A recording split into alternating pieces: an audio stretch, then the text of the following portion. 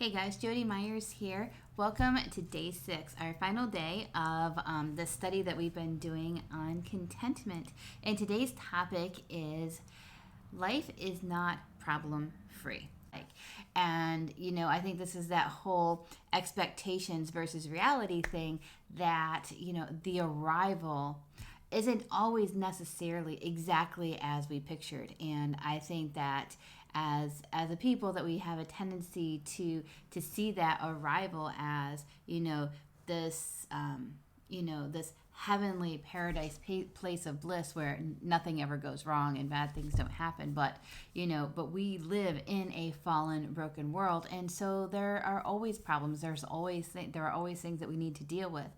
I think that there are just different seasons, and so the size of those problems are different in different seasons. But you can really set yourself up for a big disappointment when you believe that you go through the process and then when I reach the end, everything is just going to be fine. And I think that that's why that this process of learning how to be content in every season, learning how to be content right where you are, I think that that's why this process is so important. So that when we reach that destination, so that when we come, we start coming into the end of our journey before starting the next one, that we're ready and prepared, fully prepared. Our character has been developed, so that we've learned how to be content wherever we are, and that when we get there, we can see the good and appreciate all the blessings of it, even though everything in our life might not be perfect and in perfect order at that point. That we'll receive this promotion and this increase, but that doesn't mean that that things still won't happen. And true, in something I think that's really important to understand is that with greater responsibility with promotion comes greater responsibility.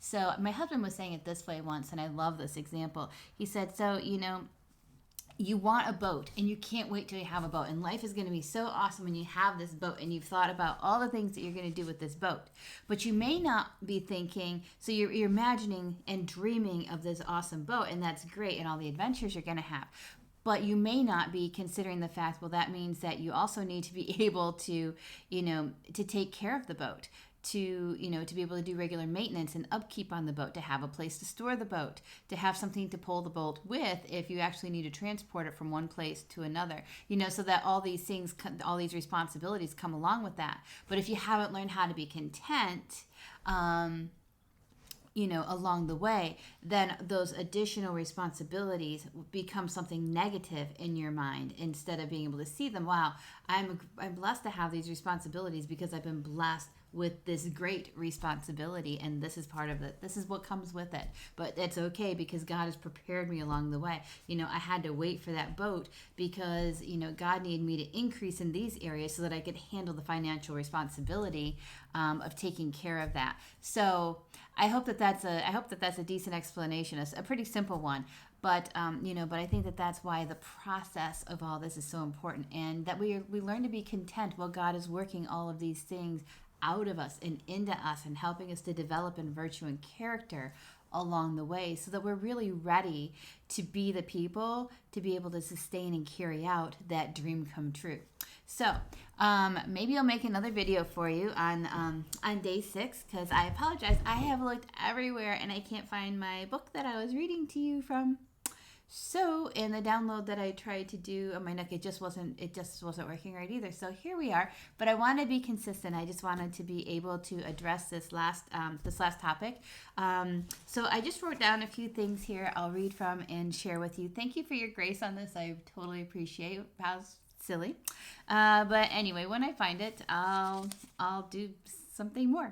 But again, today's topic is life isn't problem free, and I think it's such a great way to conclude this study. And it also goes hand in hand with the idea of to be a good finder, to look for the good in situations. And I think learning to look for the good in situations is critical in coming to a place of contentment in your heart. I said I think it's important to point out and know that when you reach the goal, when you arrive, that everything's not going to be perfect. That's why it's important to find contentment in the good right where you are. Contentment is a character developing process. It prepares you to succeed and to thrive at the next level instead of getting to the next level and just not being ready to be there. And then it is a little crazy and it is disappointing and it's hard. You can't even stay there. It's why you need to learn how to focus on what's good. You train yourself now along the way to look for the good in situations so that when you get there, that you can see all the good and you can truly appreciate the fullness of that blessing for you. Okay?